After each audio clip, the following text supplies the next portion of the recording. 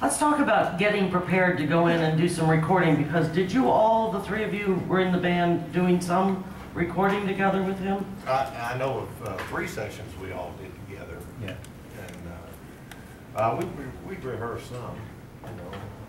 All the only rehearsals I remember is one time when we went at your mother's house and rehearsed first session. That wasn't the first one. But all I remember about rehearsals is whatever we played on stage, we went to the studio and did it. Yeah, he didn't do much rehearsal with us. Yeah. Because you were so seasoned on the road, or just, is that it? Yeah, well, we had performed it on the road. Mm-hmm.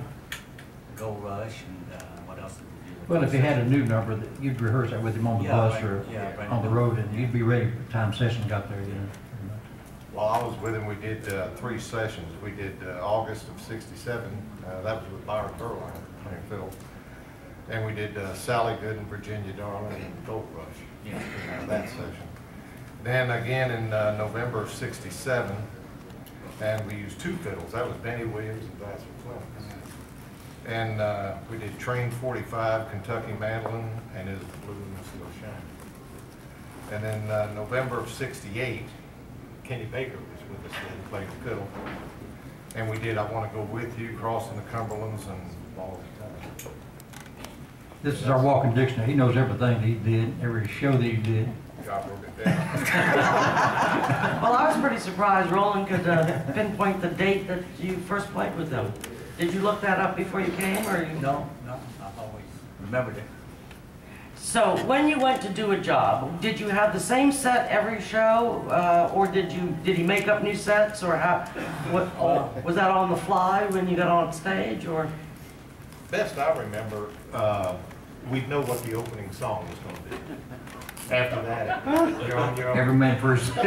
But a trick that most of the bluegrass boys, I think, found out, while he's talking to the crowd, he'd be kind of tapping on the mandolin, and whatever chord he's hitting, that's what key it's going to be in. If he was hitting B flat, then you knew it was going to be something in B flat. You didn't know what it was going to be. Bill, you went through that, didn't you? But yeah, that's the only set we had. Now there were some songs and things that you knew he was going to do somewhere in the set, Blue Moon of Kentucky and stuff like that.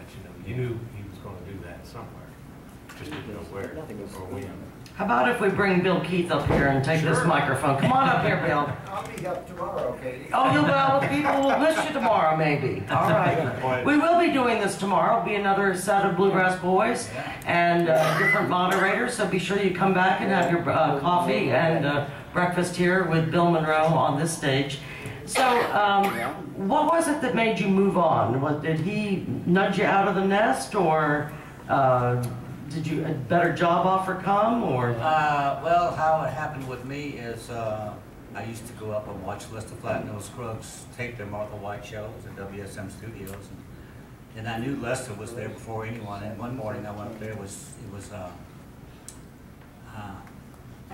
I gave Bill my notice around Thanksgiving of 1968,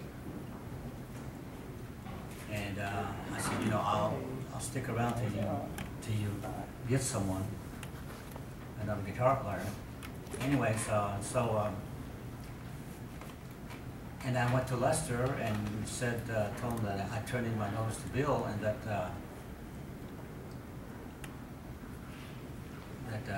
had he and Earl ever considered using a mandolin player again, and I could sing tenor to him. You know, I knew all of his songs and stuff. I said, you know, and he said he kind of thought for a while and was kind of.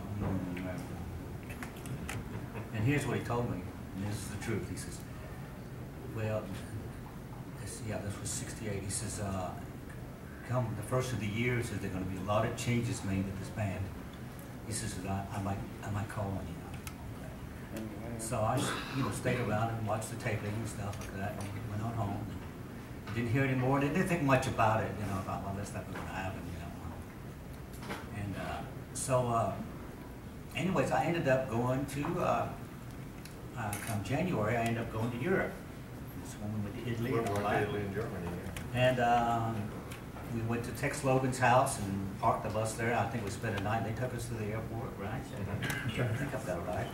And we did the trip and came back, and So I got back home, we got back and back to Tex Logan's house, and then we spent the night. But I asked Peggy, I texted wife, I says, could I call home on call collect and tell my wife we're back? She says, oh, don't call collect, just go ahead and call. I said, no. She says, well, go upstairs in our bedroom. She says, it's private up there, there's a phone up there. So I went up there and I called. I said, hi. I said, we're back. She said, oh, how's the trip? I said, it was good. I said, it was cold. I remember Germany being really cold. And I'd been to Germany in the Army in the early 60s. I knew how bad it was in January. But anyway, she says, oh, Lester called. I says, what? And she totally forgot about it, you know. She says, yeah, he called and he wants you to call him when he gets home. She says, oh, you don't know, do you? I said, well, no, what? She says, well, Lester and Earl broke up. And I remember dropping the receiver. I said, what? They can't do that. I said, there's been a Lester Flat and Earl Scruggs all my life. They can't break up like that. I said, this is not going to last. She says, well, I don't know. She says, but he said, don't call until you get home. Boy, I couldn't wait to get home. Anyway, so I got home, he called me. He said, well, I'm not going to be doing anything for a month, at least a month, maybe 2 months. And this was January, I think it was. He says, we'll just give you a call when we're ready. He says, now, if you have any other, if Bill needs you for any more gigs, go ahead and take them, you know. And says, now, you were the guitar player after me, right? Yeah, that got thrown on me real quick when you did. And were you playing guitar by then? No, I've been on the bass for 5 years. I only knew one chord, I think, you know. Well, he played guitar in a few tunes on a gospel tune or something, and I would play bass or something. You ought to try that job, Roland, if you ever done it before in your life. Hey, I know it's a challenge, because, I mean, I played guitar, but I was really, you know, really skilled at it when I came to work with him. Like, Clarence told me, he says, well, hell, you know how to do a G run. He says, just take the job. It was challenging, boy, when they went to rawhide. Well, I want to, you told a story earlier, but how did Bill take to Italian cooking? Oh, we were at the airport, I think in Rome, during that Germany and Italy trip, and he was hungry. He wanted to get something to eat, and I said, well, Bill, I said, there's a restaurant here at the airport, you know, I think I saw a sign, you know, go get something to eat there. He said, okay. He said, I told him that when I was about 12, 13 years old, my stepdad was in the Navy, and we spent 1.5 years in Naples, Italy. He said, well, you know how to talk to these people. He said, let's go down to the restaurant and get something to eat. I said, Bill, now I was 13 years old, back in 19. Well, that's okay, you know how to do it. You remember how to do that? And I said, well, come on, we'll go. So we went down to the restaurant. This was just Bill and I. And in a place like that, you just pick up the menu and you just look for something that's familiar. You know, spaghetti, lasagna, whatever. You know what that is. Yeah. And this was in Rome, Italy. And so I said, Bill, they got lasagna, they got spaghetti. He said, lasagna would be good, that'd be fine. I ordered the lasagna for both of us. I just said, lasagna for 2. And the guy said, okay. And they came out and the lasagna was green. You know how they make green pasta? You know, sometimes nothing wrong with it, it's just green color. They set that down in front of Bill. He said, now what is that? He said, now I'm not going to eat that. Now you take that back. You tell him, bring me something that's right out here, you know. They took it back and they brought him some spaghetti or something. He was okay with that. But that green lasagna, he wasn't about to touch it. Bring me something that's right. So tell us about how quickly you moved into playing guitar, James.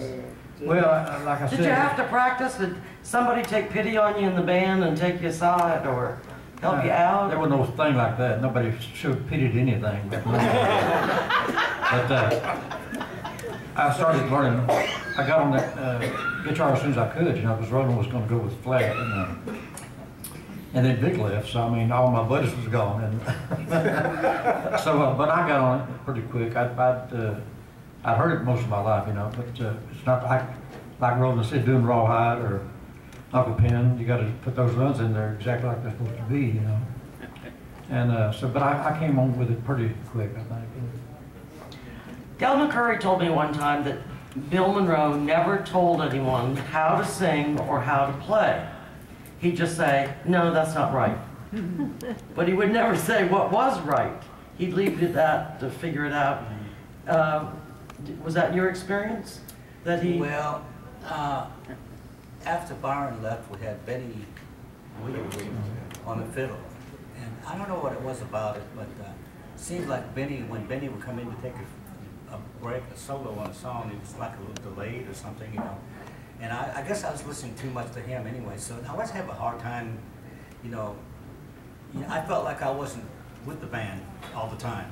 So I said something to Bill about it. I said, I'm having a really hard time. This is, gosh, 4 or 5 months into the band.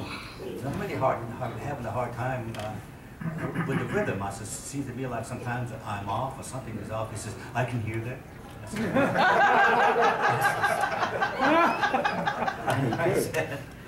I said, well, I didn't know any better. I said, well, I've got all my records with me of, Jimmy Martin playing with you, and Lester Flatt, and whoever else. He says, maybe I should listen to that. He says, I don't listen to them boys. He says, none of them did what I wanted.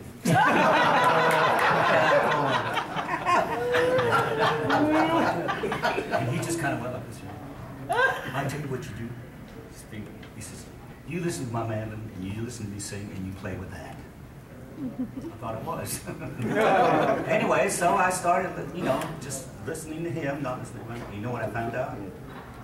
That James was with him all the time. He was right on with him all the time. Oh, that's good to know. I didn't know that I was. You were right with him all the time. And I thought, oh, this is going to be easy. It worked out, but yeah, James was right with him all the time. He used to, sometimes we'd be playing and no matter what it was, when he wasn't singing, he would love to get behind you with his mantle. Oh, yeah.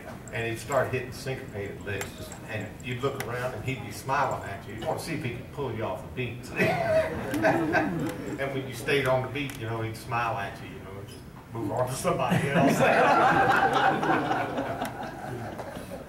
But sometimes,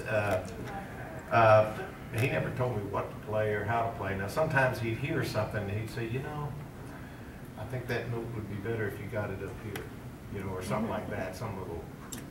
But as long as you were working at his music, what I found out, as long as you were working at his music and trying to do the best you could, he'd hardly ever say anything to you. Yeah. So as long as you were working at his music, did he encourage you to do, any writing or bring new songs in or listen out for songs? Or? Well, one time I was in the bus getting ready to come in, and the other boys were somewhere, but I'd been listening to radio. Well, the Glazer Brothers had a brand new song out, and I had this tune in my mind, and I was, how you can get one in your head, you start humming it or whistling it. I came backstage where my father was at. He was reading the newspaper, and he said, "What are you doing?" I said, "What do you mean?" He said, "What's that tune you're humming?" I said, "I just heard it on the radio. I think it's a Glazer Brothers tune." He said, "You don't need to be doing that." He said, I said, "You talking about humming?" He said, "Yeah." He says, I said, "Why not?" He said, "Well, you're taking your mind off my music." He said, "Keep your mind on my music." Wow. So I thought, hell, I can't even hum around here now. Well, I know some of you might have some burning questions you'd like to ask. If you raise your hand, we'll throw it to the audience. Anybody?